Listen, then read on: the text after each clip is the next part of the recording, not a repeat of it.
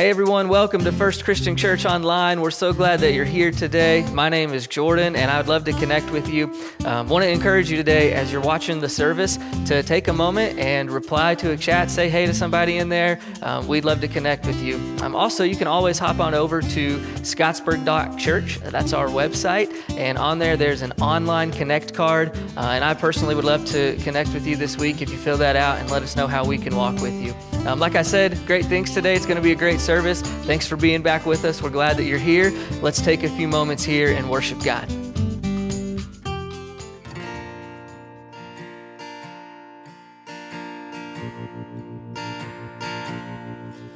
On a hill far away stood an old rugged cross, the emblem of suffering and shame.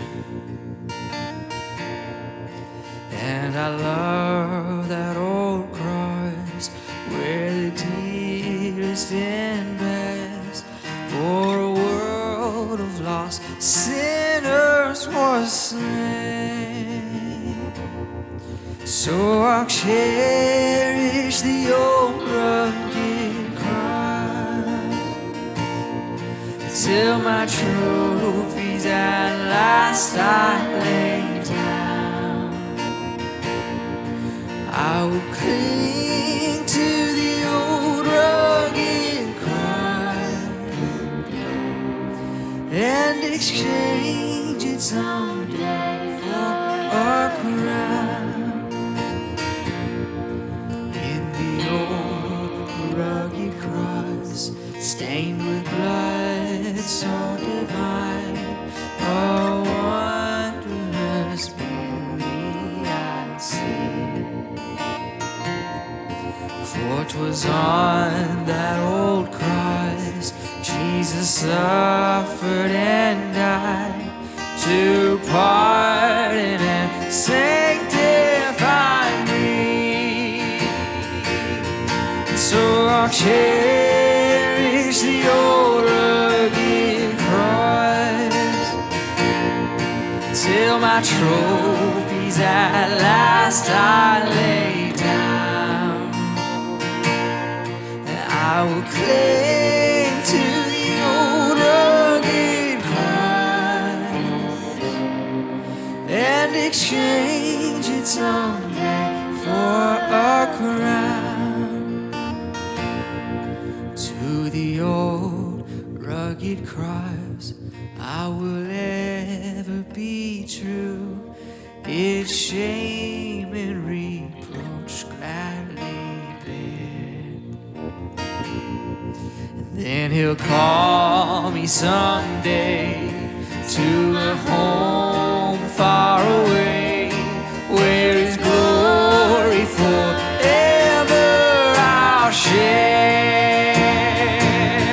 So I'll cherish the old rugged cross till my trophies at last I lay down. I will cling to the old rugged cross and exchange it someday for a crown. I will cling to the old rugged cross and exchange it someday for a crown.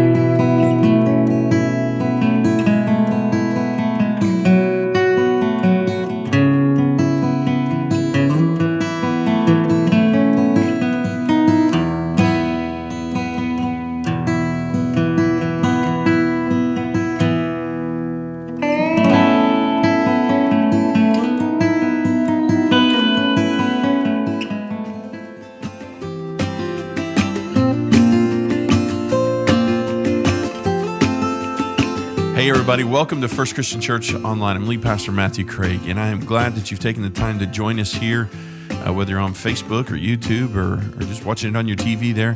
I really do appreciate you being with us here on this First and 10 series.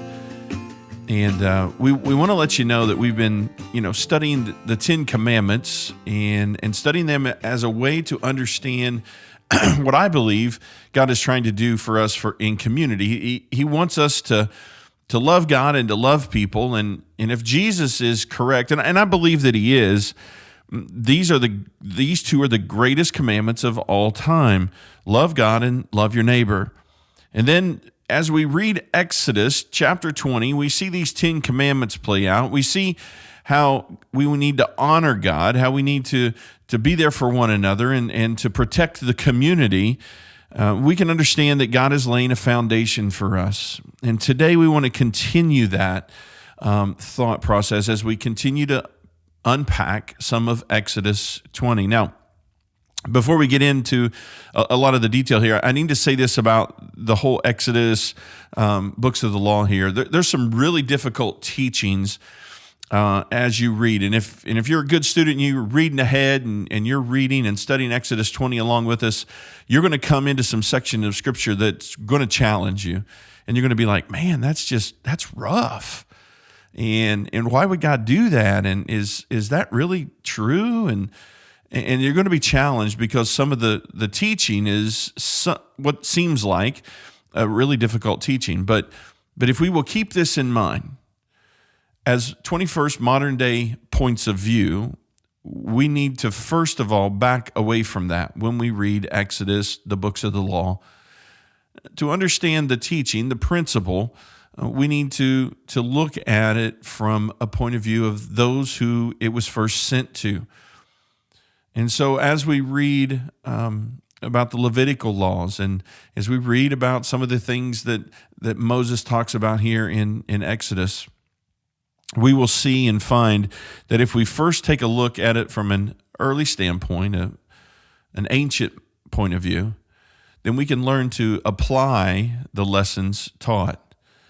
And we won't have to get lost in the language or the culture. Number two, remember, we're not bound by these laws. These laws were fulfilled in Jesus Christ, and Jesus made it clear that he is the reason that the book of law and the prophets were given. And so we always need to keep in mind that Jesus is our example. He is our model, and he is the perfection of the law. He is the fulfillment of the law and prophets. Matter of fact, let me go over a few of those just quickly with you. Matthew 5:17 says, "Don't misunderstand why I've come. I did not come to abolish the law of Moses or the writings of the prophets. No, I came to accomplish their purpose." What was their purpose? To point to Jesus, to let the people know that they need to care for one another. They need to care for their community, and they need to love God, that Jesus is the perfection of that, the perfect model of that.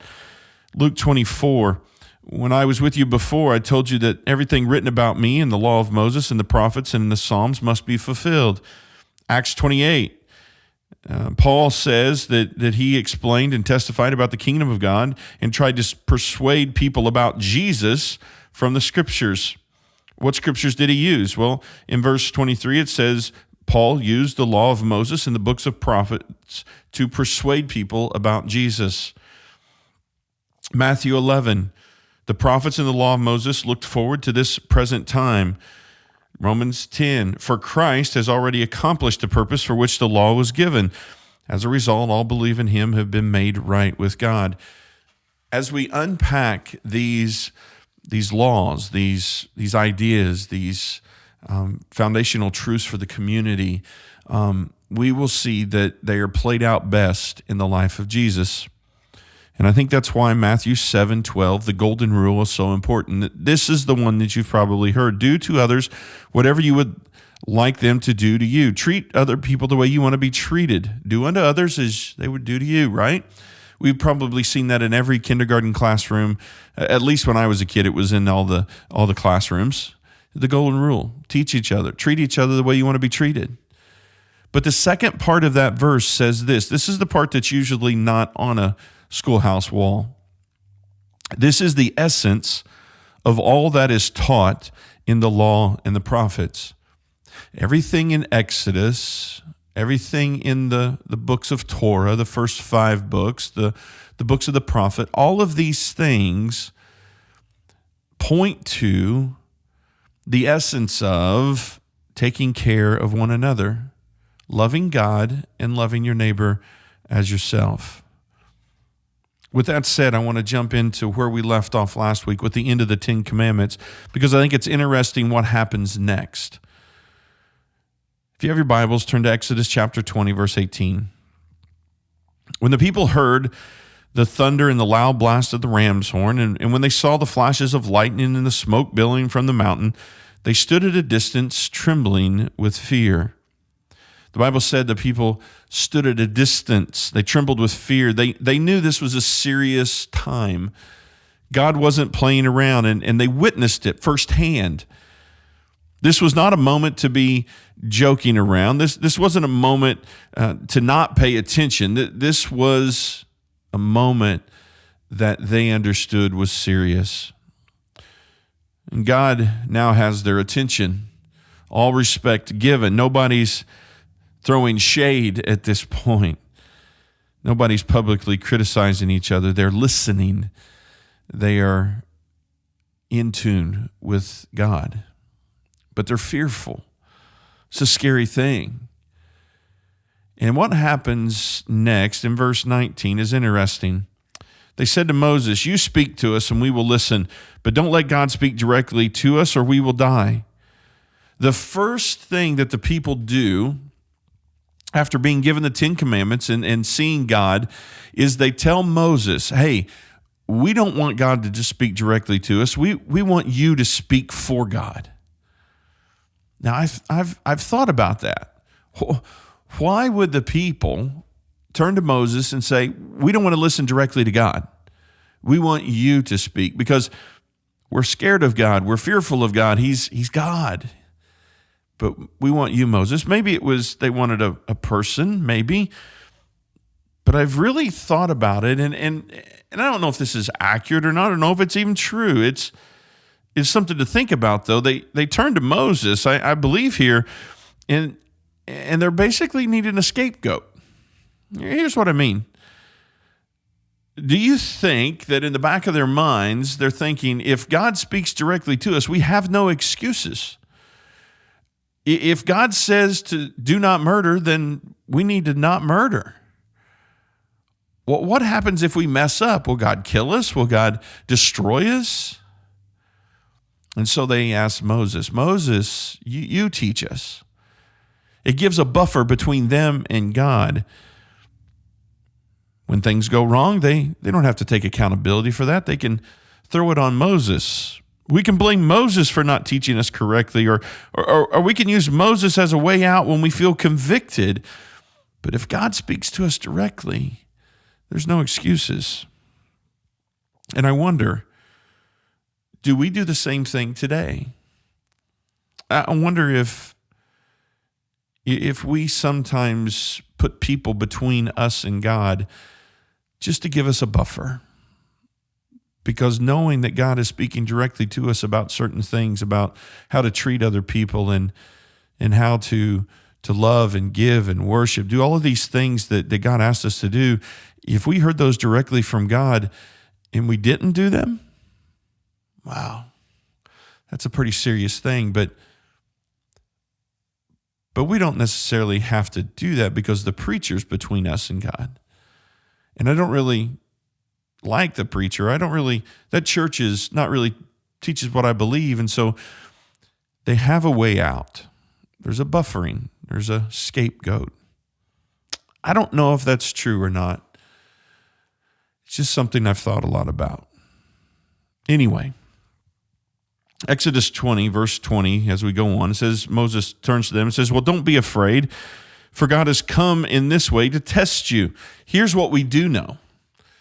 God is testing the people. And he says, for those of you who fear him, he's testing you, and he wants to see if you will turn or if you'll follow. Verse 20 says, "For God has come in this way to test you, and so that the fear of him will keep you from sinning."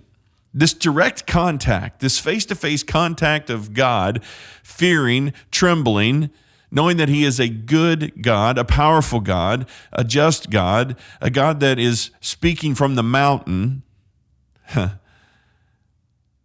Will you fear him and follow him? It's a testing. And Moses says your fear of him will keep you from sinning. Going back to Moses being an intercessor, it's interesting that Moses isn't nearly as intimidating as God. Moses isn't nearly as powerful as God. And so I wonder if in the far back parts of their mind, they thought, we just need a little breath. We need some space. We need some Moses between us and God, because we don't know that we can follow what God's asking us to do. Moses then approached God in the dark cloud, and the people, the Bible says, stood at a distance. But Moses makes it clear, I'm not your scapegoat. This is on you. This is about you and your love for God. You're honoring him. You will be held accountable. God is testing you. Will you follow him, and will you keep your life in check? See, life with God is a precious thing. Will we be like Eve and trade in our life for a quick hit? Unfortunately, we do, often. But I hope today, at the very end of today, we can see that if we will worship God with all of our heart, mind, soul, and strength, love him deeply, then our lives can be full of generosity, and we can follow him. We can do the things that he's asked us to do. With that said, I want to turn to a story that I recently read about. It was in the news. It was in the news because the Cincinnati Bengals quarterback Joe Burrow, we got beat here last week, and the Cincinnati Bengals got knocked out of the playoffs. And there was an interview done, and it's interesting, Joe Burrow's take on generosity and his platform. In 2019, he gave a speech at his Heisman Trophy presentation, and he said that in that, he spoke about his hometown of Athens, Ohio.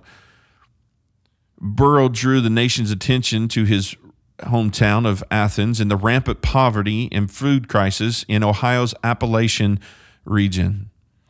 Burrow said, coming from southeast Ohio, it's a very impoverished area, and the poverty rate is almost 2 times the national average. There are so many people there that don't have a lot, and I'm up here with all those kids in Athens County, that go home to not a lot of food on the table, hungry after school. And he turns to the camera and he says, you guys can be up here where I'm at, making a plea to them to stay in school and stay strong, to continue to follow and do right. In 2022, and at the end of this year, there's a Joe Burrow Foundation, and it's called the Joe Burrow Hunger Relief Fund, and it helps those kids and those families in southeast Ohio.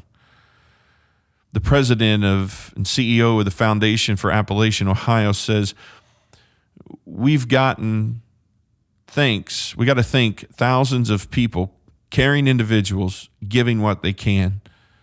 But the impact that the Cincinnati Bengals community and Joe Burrow has made on the hungry and the hunger in southeast Ohio humbles us. We're grateful and inspired by the Who Dey Nation, and we appreciate their continued support. Here's why I tell you that story in the context of where we're at today. If I'm right, then God has given the 10 Commandments.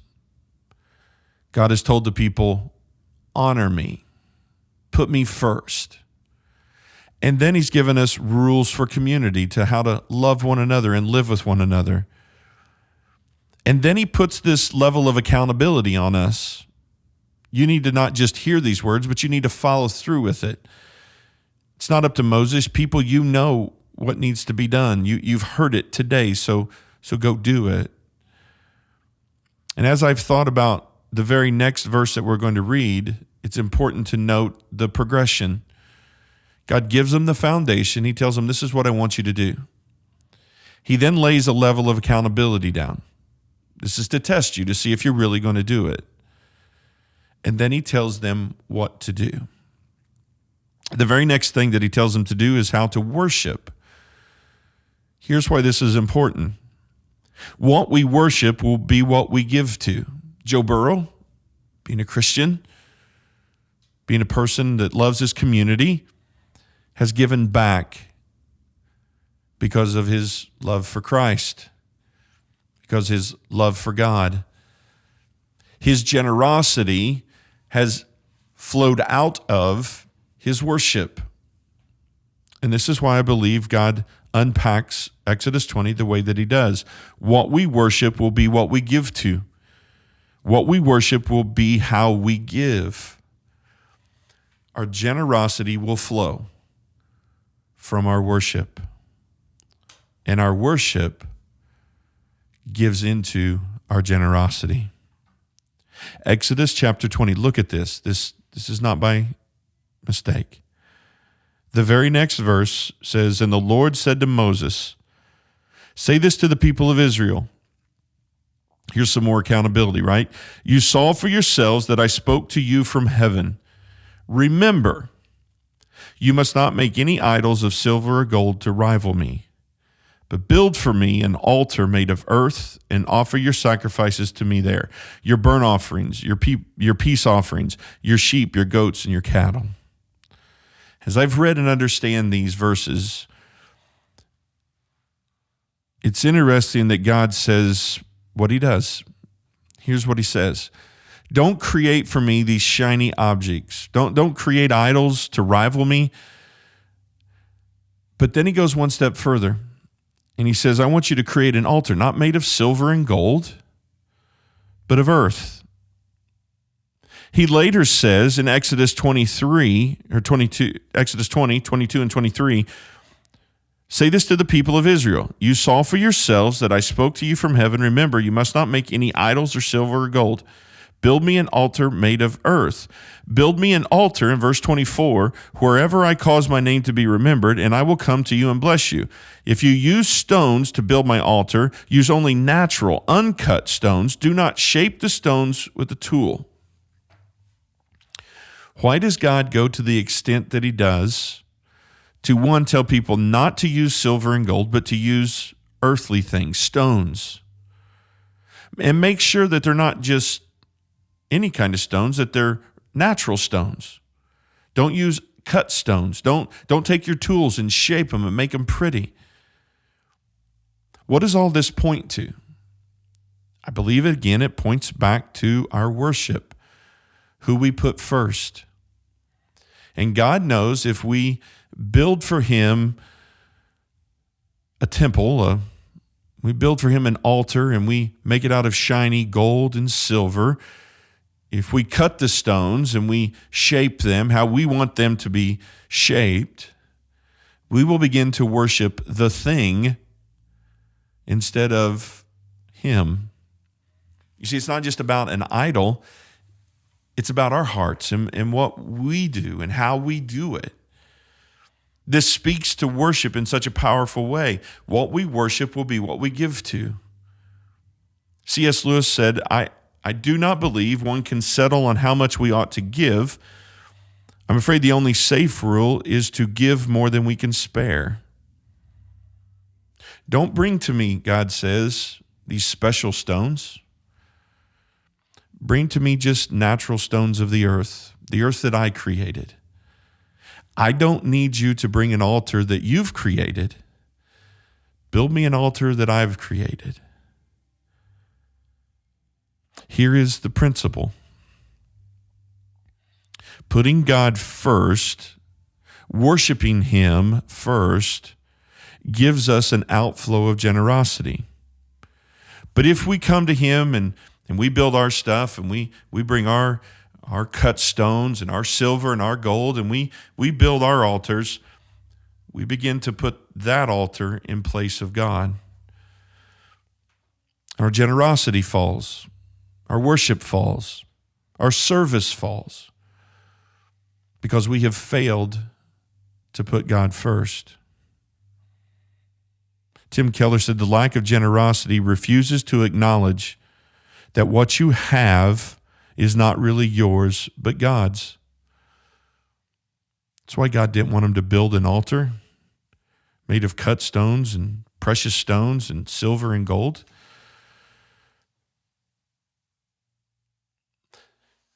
God goes one step further. And he says, do not shape these stones with a tool, for it would make the altar unfit for holy use. Why would a shaped stone, a cut stone, be unworthy? I believe God is making his point again. Put me first. Don't look to the things that you can create. Don't look to the things that you can buy. Don't look to the things that you can do on your own. Put me first. Worship me, and I will then provide for you. No, remember, he said, if you build these altars in this way, wherever my name is remembered, I will bless you. There's the key. When we worship God in the way that we need to worship him, putting him first and leaving all of our stuff outside, in a modern day, what does a modern day cut stone look like? The churches we build? Maybe. Maybe it's the things that we think are more important, the silver shiny things in our auditoriums. There's lots of things we could say. But to worship God in the proper way produces a blessing. That blessing then allows us to live a generous life. They go hand in hand. Genesis 1, God said, looked over everything. In verse 31, he looked over everything that he had made, and he saw that it was very good. What did he make? He made the earth. It's beautiful. And he didn't just make the earth and its beauty, but he put us in the middle of it, his people. And he told his people, just walk with me, put me first, trust me. I will give you everything you need. But Eve was deceived. Adam was deceived. They were told a lie. Because of that lie, they were separated from him. And as God gives the law to Moses, the writer of Ecclesiastes' statement becomes true. God has made everything beautiful for its own time, and he has planted eternity in the human heart. But even so, people cannot see the whole scope of God's work from beginning to end. I don't know what God's doing in your heart. I don't know what God's asking you to cut out. I don't know what God's asking you to maybe turn from. Last week we talked about so many things. But I want you to see what God is doing. God is establishing a priority of worship. And if you and I, in our modern 21st century world, can apply this truth, we will be able to worship him and love him and put people first. It's not about all the shiny things that rival God. It's not about the buildings. It's not about the carpet, the chairs. It's about him. And then people next. What we worship influences our generosity. And if you want to truly worship him, you will live a generous life. God's promise to us is this: blessed is the one who considers the poor. In the day of trouble, the Lord delivers him. The Lord protects him and keeps him alive. He is called blessed. You do not give him up for the will of his enemies. The Lord sustains you on your sickbed, in your illness, and he restores you to full health. Psalm 41, the psalmist says and acknowledges the covenant that exists between God and his people. If you will worship me for me, don't bring me uncut stones, or don't bring me cut stones. Don't bring me gold and silver shiny things. Just let it be me and you. Then I will bless you. You will live in abundance. And the psalmist says God's response to kindness and worship is generosity to us. And if his response is to be generous, our response should be the same. Having a generous spirit, Luke says, he records Jesus, judge not and you won't be judged. Condemn not and you will not be condemned. Forgive and you will be forgiven. Give and it will be given to you. It'll be good measure, pressed down, shaken together, running over, and it will fall and fill your lap. For with the measure you use, it will be measured back to you. Generosity flows from our worship. Generosity truly flows from who we worship and how we worship. God says, come to me, build me an altar of natural stone. Just me. Again, don't put those things before you and him. And if you can worship him for who he is, then he will give you a spirit of generosity. And your life will flow with this generous spirit. Galatians chapter 6 says, this is the law of Christ. Love the Lord with all of your heart, soul, mind, and strength, and love your neighbor as yourself. This is being fulfilled as you bear with one another. The law of Christ, to love God and love people, is being fulfilled as you bear with one another. As we worship God, we overflow into generous spirit, into generosity. And our generosity with our time and our margin and our finances and our resources allow us to carry the burdens of other people. And when I talk about generosity, I'm not just talking about money.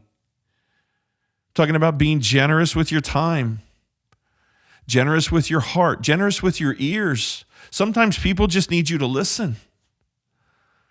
But if there is things between you and God, you will never find this type of spirit. It'll come and go, but you won't be blessed because of it. It'll just be a burden. Oh, I got to listen to this guy. Oh, here she goes again. No, instead, when we place God in top priority, then the outflow is this natural, generous spirit. To listen, to love. Basically, Paul says in Galatians, to be Jesus. Psalm 119, I incline my heart to your testimonies, and I do not do it for selfish gain. What's it mean? The key to living a generous life is having a heart that delights in Jesus, not in shiny things. Not in the things that we create, the cut stones. A generous life has a heart that delights in just God, for who he is. And I'll leave you with this. Matthew chapter 6. It's one of the most difficult passages that I know of. And it's hard to translate exactly what it means because it's a difficult teaching. And Jesus says, do not lay up for yourselves treasures on earth, where moth and rust destroy, where thieves break in and steal. But lay up for yourselves treasures in heaven, where neither moth nor rust destroy, and where thieves do not break in and steal. For where your treasure is, your heart will be also. And again, I go back to this idea of God establishing his altar, God establishing the principle of worship. Worship me first. Don't worship the things that you create. Don't worship these bright and shiny things. Worship me. The beauty of this passage of treasure, the beauty of it is found in Jesus' promise. If we will put God first, if we will place our treasure with him in heaven, then we will have, as he says, treasure for us. Where our heart is, there also our treasure is. And your generosity will define your experiences in life. One freely gives, the Proverbs say, yet grows all richer. Another withholds and grows only to suffer. Whoever brings blessing will be enriched, and the one who waters himself will be watered. This passage communicates to us that Jesus Christ enjoys a generous heart, that he had a generous heart, that he was the example of what a generous heart looked like. And where did Jesus' generous heart come from? His worship of his dad, God, spending time with him, putting him first, not thinking of the things of the world, but thinking of only his Father, putting aside his suffering so that he may give. Jesus Christ was enthusiastic about giving. He gave everything to us. And may our giving, may our generosity be like him. He says, may the people know you by your love, that you, Jesus, have laid down your life, and so we ought to lay down our lives for our brothers. But if anyone has the world's goods and sees his brother in need, yet closes his heart, how does God's love abide in him? Little children, let us not love in word or talk only. Let us love in deed and truth. John tells us in 1 John chapter 3, Jesus is our model. His worship of his Father allowed him to be perfect, to be our Savior. His time spent with his dad to honor him and to put him first, to never look in any envious way to anyone, allowed him to be our example. So Paul encourages us to examine ourselves to see whether we have faith. Corinthians chapter 13, 1 Corinthians chapter 13, verse 5. And finally, 1 John chapter 2. If Christ is our example, by this we may know him, and whoever abides in him ought to walk in the same way that he did. And so today, just first and 10 foundational truth is this: how we worship and what we worship matters. And how we worship and what we worship will influence and determine what we give to and how we give. God doesn't need our stuff. He desires our heart. And when we follow the example of Jesus, generosity will outflow from our worship. Because of him, I can love my neighbor. I can treat people the way I want to be treated. And I can truly put God first with all my heart, mind, soul, and strength. And I will be able to follow all the commandments that God has given me. And know that it's because of Jesus' generosity, because of his giving, that I truly have life. So let me go be the example to a broken world so that they may find life in him as well. And I hope you have a great day. I hope you'll stay with us as we have one more week in our First and 10 series next week. And bring some friends, gather them around. It'll be a good one. Thanks for being here. God bless you. We'll see you next time.